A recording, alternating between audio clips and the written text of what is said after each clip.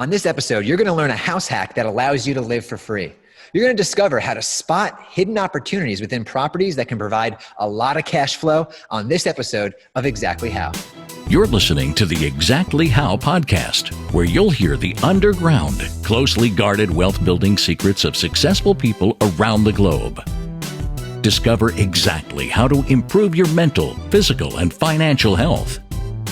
Feel better, make more money, live, give, and prosper in today's exciting, fast-paced world filled with opportunity for those who know exactly how. Hello, everyone. Welcome to the Connected Investors podcast and YouTube show, Exactly How. During this episode, you're going to discover a really good house hack that I actually accidentally used myself when I first got started that will allow you to get paid to live in your own house. I know it sounds crazy, but people are doing this. For those of you who are new, my name is Ross Hamilton, today's host and CEO of ConnectedInvestors.com and PrivateLenders.com. Today, we have the privilege to learn from a guy who has really figured out a way to live for free. And he loves sharing this information with other people because it has impacted his life in so many ways. Prior to his career in real estate, he was a fitness business owner. But that all changed when he couldn't find a realtor to do what he needed to get done. And he opened his eyes up to real estate. So I would describe our guest as a real innovator. His name is Jordan Moorhead. And today he's going to explain an amazing house hack. Jordan, thank you so very much for being on the show. Oh, thanks for having me. I'm excited. Yeah, we were talking a little bit before the show, and I can't believe how many similarities there are between my story getting started and your story getting started. And this is going to be a really cool look into a strategy that allowed me personally to get paid to live in my own house. You've done it as well, and allow me to make investments in real estate and tech companies. So definitely pay attention here. Jordan, before we dive into this awesome house hack, you contribute a lot of your success to your integrity. Why do you think this has played such a big role in your success? I think really just letting people know that you're going to do what you say you're going to do and you're going to do it every time. It's a big deal, especially in the real estate industry where you're held to certain standards, but you don't have to do exactly what you said you were going to do all the time. And just having integrity allows you to grow your business because people want to work with you. They know when they work with you, you're going to do what you said you were going to do, and it's going to be easy and it's going to get done. So, yeah, it reminded me of the quote, like, reputation's a card castle, right? It takes forever to build it, but you know, if you make a bad move, or you're not honest with someone, or you're not, if you make a mistake, you try to cover it up rather than just admitting you made a mistake, it could cause a ripple effect in the little niche of real estate investing. So especially anymore with social media and online presence, you're in trouble if you don't do what you said you were going to do. Everybody's going to know about it. Yeah, you used to be able to hide that. Not anymore. So for everyone who's on the line here, what makes the Exactly How Financial Freedom podcast unique is every show comes with a detailed action plan. We're going to pull the steps out of Justin's head here and create a blueprint on exactly how to implement what we're talking about on this call. In addition, Jordan has allowed us to give away an amazing ebook that we're going to talk about in a little while that will even further your skills on this house hack that we're about to go over. So all you have to do is visit exactlyhow.com and you can see all of the notes. So you don't have to worry about writing this down while you're listening to the podcast and you're driving. Also, remember, if you're watching this on YouTube, make sure to like, comment, say hi to us. We love your interaction on YouTube. The testimonials you guys have been giving us have been so exciting for us to see how much you're enjoying the free content that we're giving you every week. Now, I do have to mention, when you visit exactlyhow.com, you can also throw your name in the hat to win our $3,000 software that allows you to find deeply discounted properties in any market. So it's a huge advantage to have. All you have to do is visit exactlyhow.com, throw your name in the hat. If you're listening to this live or on our YouTube premiere, do it right now because we're going to announce the winner in just a little while. So Jordan, before we dive into all of the exact techniques and the steps to live for free, can you just define what this live for free house hack is for people who are brand new to real estate? Sure. I think the most common way that people are living for free, and people have been doing this forever, it's just gotten more and more popular as the cost of living has increased, is buying a duplex, living in half, and renting out the other half. So you can go as deep as I did, where you buy a duplex, live in half, you rent out the other half. You rent out one of your rooms to a roommate, and then you rent out another room to an Airbnb guest. But you don't have to go that far. And I don't see that everybody wants to go that far. That's totally fine.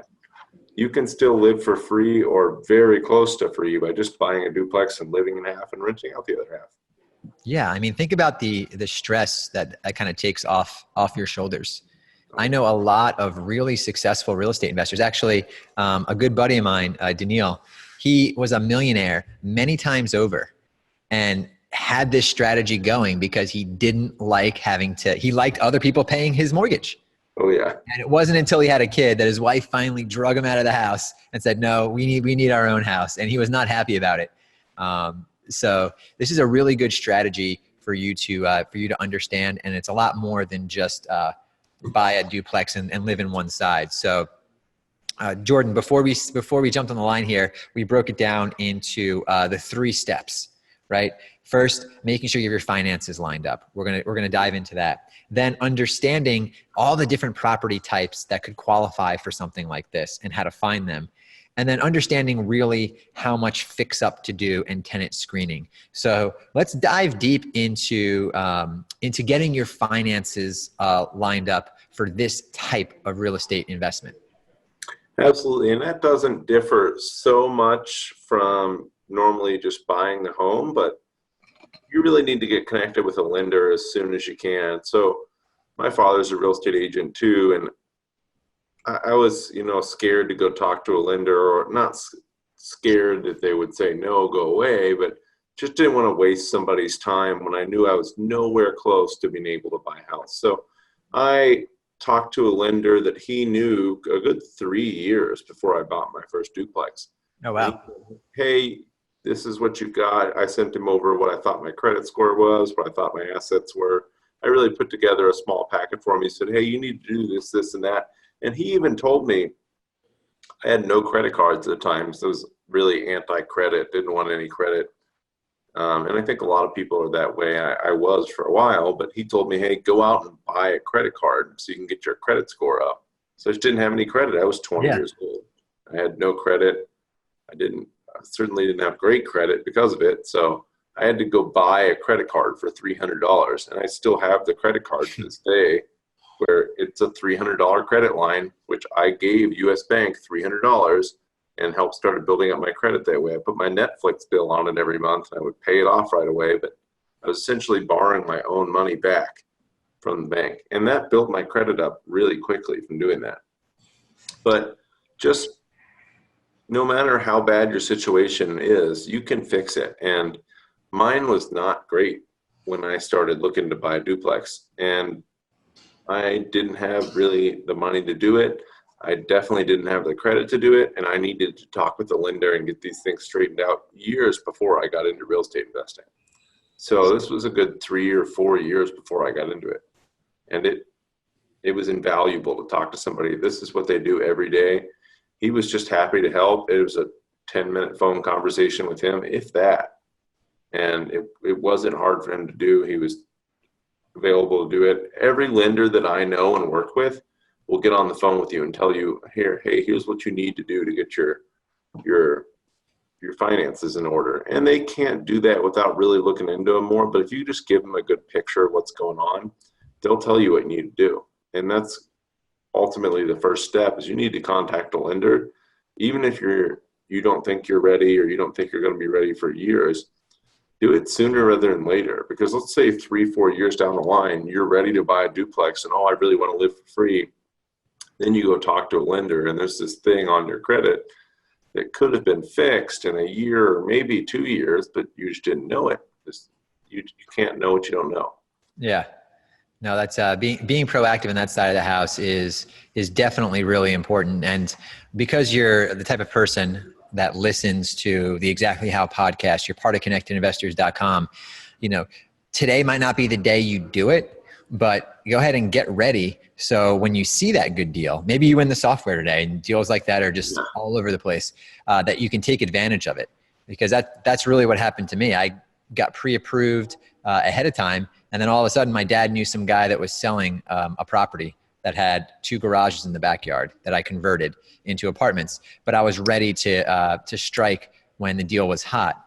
So let's talk a little bit, Jordan, about this is a very gray area when it comes to funding, right? Because if you were on we did a podcast just a few podcasts ago about how to get around the banks and how the banks suck for real estate investors, and they really do. But this is really different, and it's a gray area because it is an investment property, but it's not an investment property. So traditional private lenders or hard money lenders, they don't want to lend on this type of deal if you're going to live in it. Once you live in the property, that is no longer a real estate investment. That is now something you have to go to the bank to get a loan for. The only thing you might be able to do is if dilapidated, you can use harder private money to fix it up, and then you refinance it through the bank. But a bank is going to have to play a role here, especially on your first one or second one, when it comes to doing that. Now, Jordan, maybe you have more experience in this. I've never tried to get a bank loan for a duplex or a triplex before. Do they look at things different because of the income opportunity on one side of the building? And is it better if it's one side's already rented? Kind of talk me through how the banks think or what you've seen. So they did change that in the past few years. They used to make you be a landlord for 2 years before they would start to count the income towards your income. Now they'll do it almost immediately. They won't count the full income. So just for simplicity's sake, let's use $1,000 rent. Let's say the other side's $1,000 rent. Now that's pretty low in most parts of the country, but we're just keeping it simple.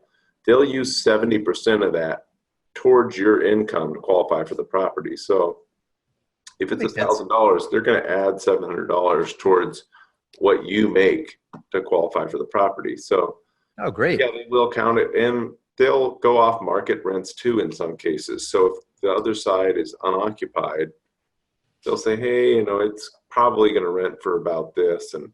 But you need to find a lender that's creative, that's going to work with you. And most real estate agents that work in the investment space know these lenders. And most lenders that also work in the investment space know how to work around this. So the first lender I worked with didn't work with a lot of duplexes, and he had some trouble getting these things done. The next lender I worked with worked only in duplexes, triplexes, and fourplexes, so it was a lot easier for him to do. So yeah, definitely talk with the lender, see what their criteria is, what they use. The important thing to remember is if you're a lender and I'm a lender and we're lending a 3.5% down FHA loan, the criteria is not going to change that much because there's guidelines they have to follow. So don't shop around like crazy thinking you're going to get a better deal on an FHA loan. You're probably just going to get what the deal is.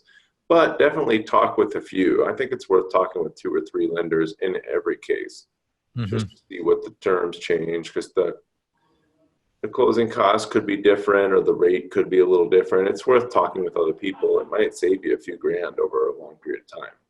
Yeah, no, that's a really good, that's definitely a really good point there. And this is, when people go to privatelenders.com, Jordan, and they fill out that form, they're trying to do this strategy, but our lenders are like, we're not really interested in that because you're living there. And it's hard for people to like, this is an investment property. We're like, no, but you're living in it. So it's this is one of those type of deals that you have to go to the bank for if you're going to be living there. Now, if you're not going to be living there, it's a whole different story. Right. But that'll be for another show. So, and speaking of, you only have to live there for a year. So you live there for a year, it can be an investment property after that. So if the numbers work and it can be a great investment property with you putting down 3.5%, you can move out after a year. Yeah, absolutely. So we talked about step number 1. Understanding your credit and kind of working toward getting pre-approved helped you understand the difference in a lender's mentality.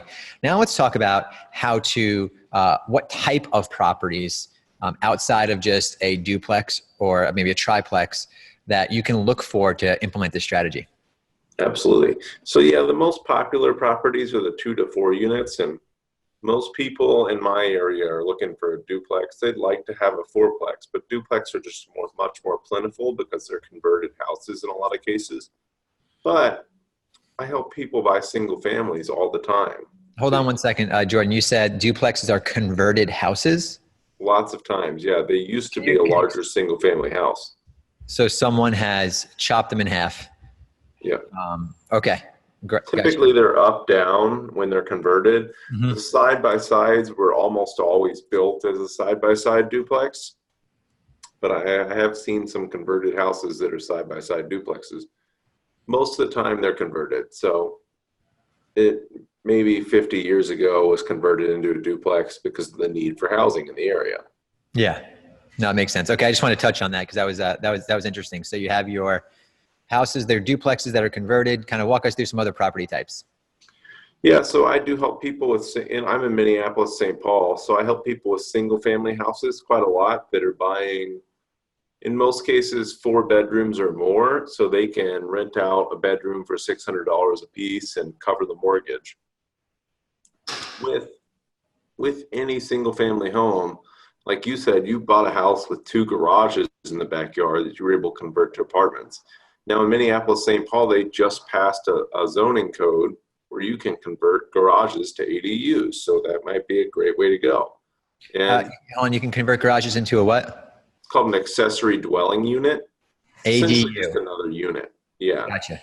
And Portland was the pioneer with this, but now Minneapolis has jumped up and done the same. And sorry, Denver did this before, and Minneapolis has jumped up. And I think Portland is next in line to do the same, just because housing density is such an issue in most of these bigger cities. So people need places to live, and the cities are working to find ways to do that. That's great. You would think there'd be some opposing forces that would be stopping those type of laws, but that's really good to see the law working for real estate investors. Yeah, there's certainly a lot of opposition, but it passed here. So it Great. just passed, and it just cleared in August this month. So we'll see what the implications of the implementation of the law will be over the next year or two and years going forward. But I've even helped people with condos too. You can house hack a condo. There's no reason you can't. All you have to do is have spaces to rent to cover the mortgage, and hopefully a little more than the mortgage, because you're going to have bills on top of the mortgage. So if you have a 3-bedroom condo and you rent out each room for $800 and the mortgage is $1,400, you're going to cover the mortgage plus the utilities and be totally fine. Yeah. Some of the, again, to mention my property, which is a normal single family house, had 2 detached garages in the backyard. I turned them into separate units. I was renting each of those out. And when I was in college, 2 out of the 4 rooms inside, and I was making close to $1,000 a month living at my own house, which gave me a lot of freedom. So something else that I've seen work well in this strategy is when you're looking for your house, a house with a carport. Now, carports are very common here in North Carolina, but being able to enclose a carport, it's great because you have a separate entrance. There's usually like a back utility room with water right there. It's easy to make like a little kitchen right there. Usually that's where the laundry is. It doesn't, people aren't coming in and out of your house. Renting rooms in your own house, that's a whole nother, a whole nother set of potential issues on the people that are going to be in your house. But if you can separate it and they have their own entrance in and out, it's good to go. It's just like living in a condo. Yeah. And so I've helped a few people with single family houses that had rooms that were converted garages. And in Minneapolis, St. Paul, a lot of garages are part of the home. So we have a lot of detached garages, but we also have a lot of tuck under garages where, it's been converted, but there's a door right outside. So yeah, there's always great opportunities for house hacks. You just have to know what you're looking for. It can be anything from a condo to a single family, and really figuring out how comfortable do I have to be. So I was totally willing to be uncomfortable, and I had a 3-bedroom unit in a duplex with 2 other roommates in there. So an Airbnb guest and a roommate. And I saved a ton of money and actually made $400 a month while I was living there. So I lived for free and made some money and was able to buy more investments. It was important to me to live completely for free and really maximize the revenue of it. Anymore, I would need to just be living in a unit. It just depends. Yeah. No, that's some really good insight there. Well, Jordan, we talked about getting pre-approved, the types of properties to look for, those properties with mother-in-law suites that are already built in. Now, I mean, with Airbnb, it's great because that didn't exist when I was younger. But if you wanted to travel, you could rent your room out Airbnb, or those separate units are fantastic for Airbnb. So you can make even more because you're making $200, $300, $400, $500 a night maybe, rather than $800 a month. So you get to kind of choose, what you want to do there. And at the Exactly How podcast, we gave a full Airbnb training. So definitely visit the Connected Investors YouTube or Exactly How podcast. Take a look at our full Airbnb training that breaks down all the Airbnb. Jordan, let's talk about fixing up the place because, what do you do? What don't you do? So the first duplex I had, one unit was really in great condition. I didn't do anything to it. I may have fixed the doorknob on the back door, but that's all I did. The other unit, the one that I lived in, was in really rough condition. It needed kitchen updates. It needed a bathroom update. And the carpet and paint was atrocious. There was lines worn in the floor where people had been walking for however many years. Yeah.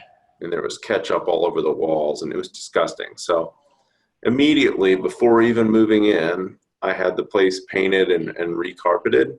And that's not expensive. So in Minneapolis, St. Paul, I can get carpet done for under $1.50 a square foot. And I can get paint done for around the same. So just getting the whole place painted was a couple grand.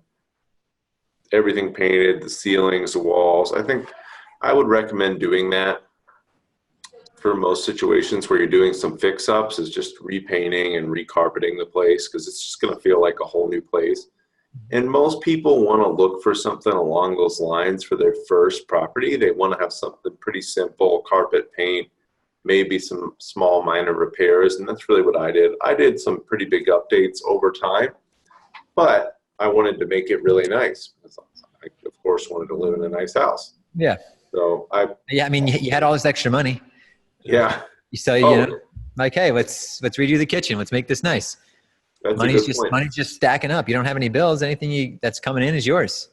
I bet you didn't have a car payment either. No, of course not. I drove my 98 Buick Riviera until the thing died. Oh, just because I didn't want to put my money into a depreciating asset. Yeah. So at first, that's a good point. At first, I didn't have any money. So I had enough money to buy the place. And this was after a few years of saving up and getting in the right position, buy the place and do some carpet and paint. So I actually borrowed that carpet and paint money. And I paid it back in a few months there.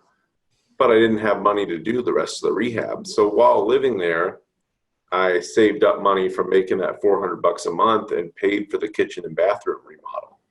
So I didn't pay anything out of my pocket for the kitchen and bathroom. I had the whole bathroom retiled. I bought stainless steel appliances, new toilet, new vanity, new sink, new countertops. It looked really good when I was done, but I didn't pay for any of that. I didn't pay for any of the repairs while I was there. All I paid for was the initial down payment and carpet and paint. Yeah, that's awesome, Justin. Jordan, it's awesome to see, to hear your story on how you were able to do that and help other people do that as well. And again, at Exactly How, we bring you all of these different strategies. There's no one size fits all real estate investing strategy for anyone. That's why we bring people who have house hacked their way to financial freedom from around the globe. So this has been a lot of fun. Can I ask you a question? What do you think your life would be like if you never got into real estate? So that's interesting, because I got frustrated looking for a duplex, because finding a good duplex to live in that's going to make money or allow you to live for free is hard. So the search was taking a while, and I looked into buying a condo. And the condo would have been a little higher mortgage than what I was paying for the duplex, but I would have paid all of it on my own. Mm-hmm. So the first year of owning the duplex, I went to Italy. I bought a Ducati motorcycle. Nice. I just didn't have any expenses. So I was saving over $1,000 a month. His rent is high here in Minneapolis, St. Paul. I felt like I had all the money in the world. And I still was economical with my purchases. I wasn't buying brand new anything. I wasn't buying first class tickets, but I was able to do quite a bit more. I really don't think I would have even been close to the position I'm in today. Actually, I don't think I would have more than 10 grand in an IRA. And now I have 20 units of rental properties. So I have 4 properties with 20 doors, and I've got pretty much a good retirement built up just by doing that. So I really attribute it all to house hacking. That never would have started. It would have taken me years to save up a 25% down payment for my first property. But I bought the first property. I lived for free, so I bought another rental property while I was living there. And then when I moved out of that first property, I saved it. I held on to it for a few years, and I was able to take the equity from that and buy 2 more properties. So I took my first property, and it helped me buy 3 properties just with the property, just by living in it and the equity in it. And I bought my next property a year or 2 after I bought the next 2, but it allowed me to scale up from 0 doors to, pretty substantial portfolio in just 4 or 5 years. And that would never have happened without the house hack. Yeah. Plus, while you were doing it, you were traveling around. So to sum up what you said, if I didn't make that jump into real estate, if I didn't give it a shot, I'd be broke. Yeah. I wouldn't have been traveling around the world. I would be making decisions based off fear, not opportunity. So yeah, thanks. You know what? I told Jordan, I totally forgot to mention the winner of the software. I just got a little note. So yeah, this software shows you every vacant house, every pre-foreclosure, every inherited property, all the shadow inventory, the zombie properties, the expired listings, the for sale by owners with motivation, everything you would ever need. Plus you can sort them just by the ones with multiple units. So you can say, hey, I want to see all of the duplexes, triplexes with motivation and equity that were bought 5 years ago. Bam. And you can see that list in any market, and you can start implementing strategies just like this. Just one of the many things you can do with access to the Pre-MLS. And the winner of today's giveaway, they went to exactlyhow.com. They threw their name into the hat. They engaged with our videos. They liked the stuff that we're doing, is Stan Martin. Stan, congratulations. Yeah, congratulations. We'll be in touch with you soon, get you all set up, and give you the Pre-MLS orientation so you can start using the software right now to implement in your real estate investing strategy. Or you can just use it to find the house of your dreams at a big, big discount. So Jordan, rapid fire section here. I'm just going to ask you a few questions, and just the first thing that comes to mind. All right. On a scale of 1 to 10, how strict were your parents? Probably 7. Get up early or stay up late? Now get up early. How many hours of sleep do you get? 6 to 8. Favorite or most recent book you read?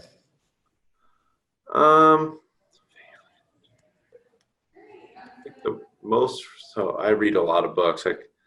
I'm reading the How Never Split the Difference by Chris Voss right now, and I'm almost done with it. And I'd say that's my favorite, most recent book I've read. But I'm an Amazon junkie, and I buy tons of books. Awesome. We'll make sure to have that on your page on Exactly How. If you could be any superhero, who would it be? Oh, Spider-Man. Awesome. Something everyone should do less of.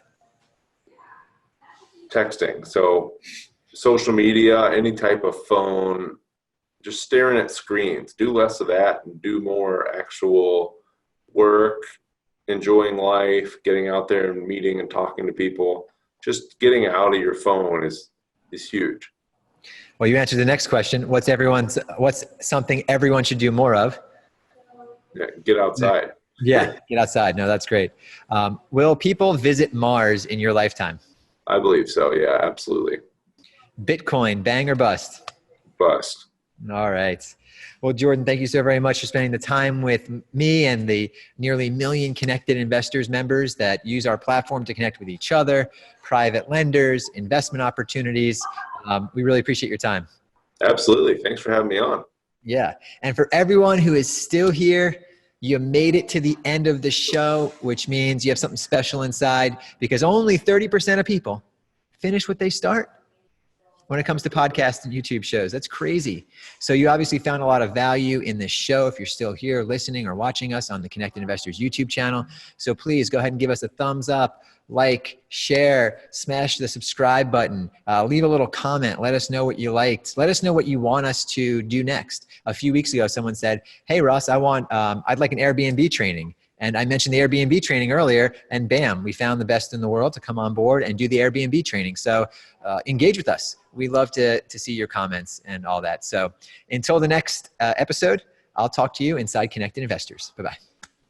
The Connected Investors app connects you with investors, notifies you of available properties, helps locate cash buyers, and secure private funding to close deals. Set up in seconds to become a member of the Connected Investors social network. Now you can scroll through your main feed to find cash buyers, see investment properties not available to the general public, and network with investors by adding your own comments to a thread to keep the conversation going. The Control Center is your connection to add properties to sell, start new discussions, connect with local investors, and even find private funding. The Notifications tab will keep you alerted to new investment properties and offers. You'll also find new friend requests to connect directly with the community to build your network.